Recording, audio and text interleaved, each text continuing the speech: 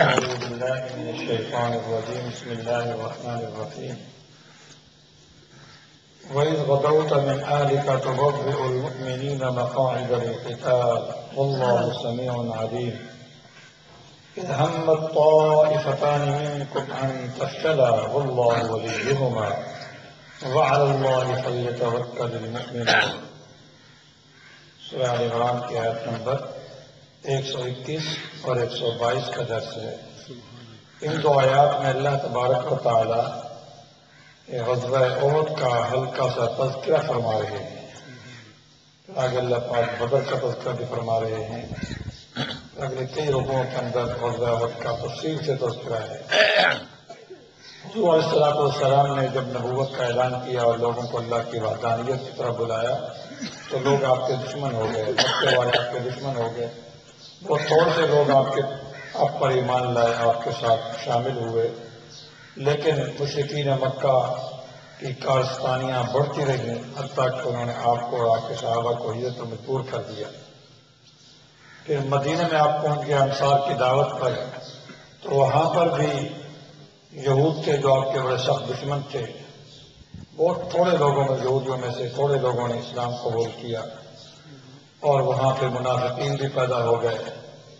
جن کی تدراہٹ کو خطرہ تھا، جو ظاہر میں کلمہ ایمان کا دعویٰ کرتے تھے اور باطن میں کافر تھے، اور اسی طرح پھر وہ بھی دشمن ہوئے اور مشرکین مکہ کی دشمنی بھی ختم نہ ہوئی، انہوں نے مدینے میں بھی آپ کا تعاقب کیا۔ اسی وجہ سے سن 2 ہجری میں غزوہ بدر کا وقوع ہوا، جس میں کافروں کے 70 لوگ مردار ہوئے، مارے گئے، اور 70 ہی قیدی ہوئے۔ تو اس سے ان کے اندر اور آگ بڑھ ہوگی، وہ اس کے بدلہ لینے کے لیے بالکل مزید محنت کرنے لگے۔ اگلے سن میں یعنی کہ سن 3 ہجری میں پھر غزوہ احد کا واقعہ نمودار ہوا ان کے اسی انتقام کی آگ کی وجہ سے۔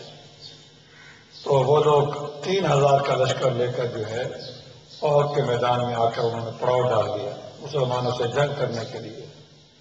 حضور علیہ السلام کو بھی اطلاع ہو گئی، آپ نے بھی جنگ کی تیاری کی، لیکن آپ کی خواہش یہ تھی کہ مدینہ کے اندر رہ کر ہی جہاد کیا جائے اور جنگ کی جائے،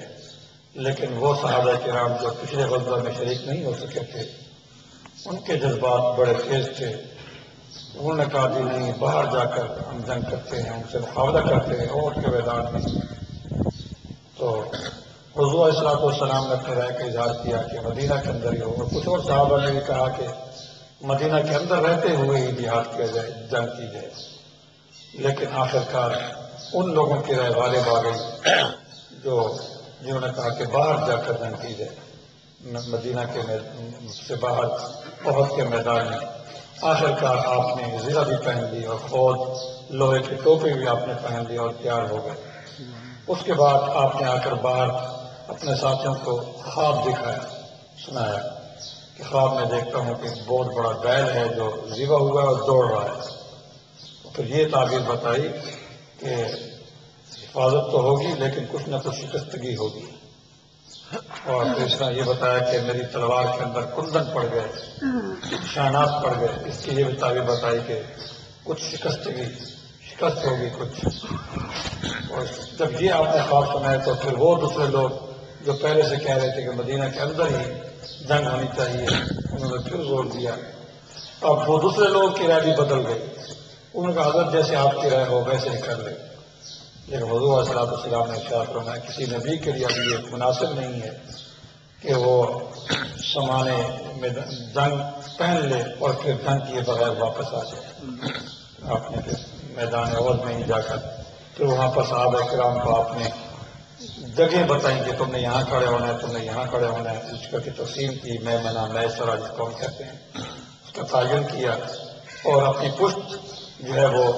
احد پہاڑ کی طرف کر لی تاکہ سامنے میدان میں جنگ کی جائے۔ اور وہاں آپ گھاٹی میں اترے، ایک چھوٹا سا جو وہاں پہاڑی سلسلہ ہے، چھوٹی سی پہاڑی ہے، اس پر آپ نے 50 لوگوں کا دستہ متعین کر دیا، جن کے امیر عبداللہ بن جبیر رضی اللہ تعالیٰ عنہ تھے۔ ان سے فرمایا کہ تم نے بس یہیں جمے رہنا ہے، جو مرضی ہو جائے، شکست ہو، فتح ہو، ہمیں جو ہے وہ پرندے نوچ جائیں، جو مرضی ہو جائے، تم نے یہاں سے نہیں ہٹنا۔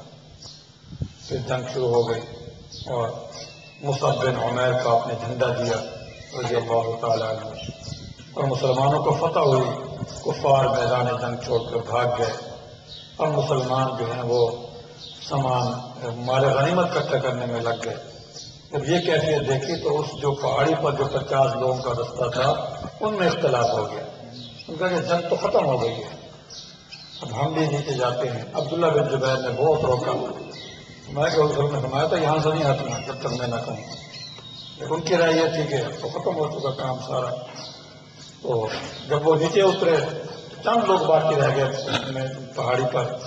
تو خالد بن ولید جو اس وقت تک مسلمان نہیں ہوئے تھے لیکن بہت بڑے سپہ سالار تھے، انہوں نے موقع دیکھا کہ وہاں اوپر کوئی نہیں ہے، اور یہ رستہ اوپر اس لیے کھڑا کیا گیا تھا کہ یہ اوپر سے تیر اندازی کرتے رہتے تھے بس وہاں پہاڑی پر چڑھ کر، تاکہ یہاں سے بھی گزر ہی نہ سکے۔ لیکن جب وہ پہاڑی خالی ہو گئی تو انہوں نے پھر پلٹا کھایا کافروں نے، مشرکین مکہ نے، اور پھر مسلمانوں کے اندر جو ہے وہ کچھ کمزوری آ گئی۔ تو اس کو اللہ تعالیٰ کی ارشاد فرما رہے ہیں۔ اس سے پہلے جب وہ ان کا 3000 کا قافلہ تھا اور صحابہ کرام جو 1000 کی تعداد میں تھے، تو منافقین نے وہاں بزدلی دکھائی، تو تھے ہی بزدل، تو 300 کا دستہ واپس پلٹ کیا۔ عبداللہ بن ابی بن سلول کی قیادت میں وہ لوگ تھے، وہ واپس پلٹ گئے کہ ہمیں یہاں مروانے کے لیے آئے ہیں۔ جب وہ واپس پلٹے تو مخلصین صحابہ میں سے بھی کچھ لوگ، 2 گروہ جو ہے، انہوں نے بھی کچھ بزدلی کا ارادہ کیا۔ بنو حارثہ اور بنو سلمہ، یہ دو قبیلے تھے، انہوں نے بھی بزدلی کا ارادہ کیا، لیکن اللہ پاک نے پھر ان کے دلوں کو جما دیا۔ اسی کو فرمایا کہ اذ ہمت طائفتان منکم ان تفشلا، تم میں سے 2 گروہوں نے بزدلی دکھانے کا ارادہ کیا، لیکن اللہ ان کا دوست تھا، واللہ ولیہم، اللہ ان کا دوست تھا، اللہ نے ان کے دل کو جما دیا۔ منافقین کے پلٹنے سے ان کے اندر کچھ وسوسے اور خیالات پیدا ہوئے، جذبات پیدا ہوئے، لیکن اللہ پاک نے ان کو سنبھال لیا کیونکہ اللہ ان کا دوست تھا۔ پھر وہ جم گئے، تو پہلے یہ ہوا، اور پھر بعد میں جو ہے جب صحابہ کرام اپنے جگہ چھوڑ گئے، خالد بن ولید جو بعد میں مسلمان ہو گئے تھے رضی اللہ تعالیٰ عنہ، انہوں نے مسلمانوں پر حملہ کر دیا، جس سے مسلمانوں کو کچھ وہ شکستگی ہوئی، فتح شکست میں، پھر اللہ پاک نے پھر اس شکست کو فتح میں بدل دیا۔ تو یہ علماء لکھتے ہیں کہ صحابہ کرام کی یہ جو کمزوریاں ہیں، یہ جس جگہ بیان ہوئی ہیں اس آیت کو پڑھتے ہوئے تو ہم بیان کریں گے، لیکن جو ہے ویسے عام حالات میں ایسی چیزیں بیان نہیں کرنی چاہیے، یہ بے ادبی کہلاتی ہے۔ جیسے کہ فرمایا کہ منکم من یرید الدنیا، تم میں سے کچھ لوگ تو دنیا چاہتے ہیں، حالانکہ وہ مال غنیمت اکٹھا کر رہے تھے۔ مال غنیمت بھی جہاد کا حصہ ہے، مال غنیمت بھی جہاد کا حصہ ہے، وہ جہاد کا ایک عمل ہے، اللہ پاک نے حلال کیا ہے۔ تو یہ چیزیں علماء لکھتے ہیں مفسرین، بس یہ جب یہ ایت پڑھ رہے ہوں گے تو پھر تو بیان ہوگا، ورنہ عام حالات میں یہ بیان کرنا بے ادبی ہے۔ کہ اگلا حصہ چھوڑ دینا کہ اللہ نے معاف کر دیا، جب اللہ نے معاف کر دیا تو ہم کون ہوتے ہیں اس کو بار بار بیان کرنے والے؟ یہاں پہ اللہ ہمارے اللہ ولیہما، اللہ ان کا دوست ہے، جب اللہ ان کا دوست ہے، اللہ نے ان سے دوستی لگا دی، کہ ہم ان پر کیسے تبصرے کر سکتے ہیں؟ تو بعض گمراہ لوگ ایسی ایسی کمزوری کو بیان کرتے ہیں تاکہ صحابہ کا معیار حق ہونا ختم کیا جائے، لیکن اگلے جو چیزیں ہیں ان کو چھپا لیتے ہیں، ان کو بیان نہیں کرتے، یہ بھی غلط روش ہے۔ تو بہرحال اللہ پاک نے پھر فتح کو پہلے شکست میں، پھر شکست کو فتح میں تبدیل کیا۔ فرمایا کہ بھائی غدوت من اہلک، جب آپ اپنے گھر والوں سے گھر سے صبح کے ٹائم میں نکلے تو بوئ المؤمنین مقاعد القتال، مؤمنین کو جگہ بتلا رہے تھے جنگ کے لیے میدان احد میں پہنچ کر۔ واللہ سمیع علیم، اللہ خوب سننے والے اور خوب جاننے والے ہیں۔ اذ ہمت طائفتان منکم ان تفشلا، جب تم میں سے 2 گروہوں نے بزدل ہونے کا ارادہ کیا، لیکن واللہ ولیہما، اللہ ان کا دوست تھا، دوست ہے، اللہ نے ان کو سنبھالا اور وہ جم گئے۔ وعلی اللہ فلیتوکل المؤمنون، اللہ ہی پر ایمان والوں کو توکل اور بھروسہ کرنا چاہیے، ظاہری حالات کچھ بھی ہوں، لیکن جب ایک حکم آ جائے اور ایک کام کے تم نکل کھڑے ہو کہ اللہ پر ہی بھروسہ کرو، پھر واپس پلٹنا نبی کی شایان شان نہیں ہے۔ الحمدللہ۔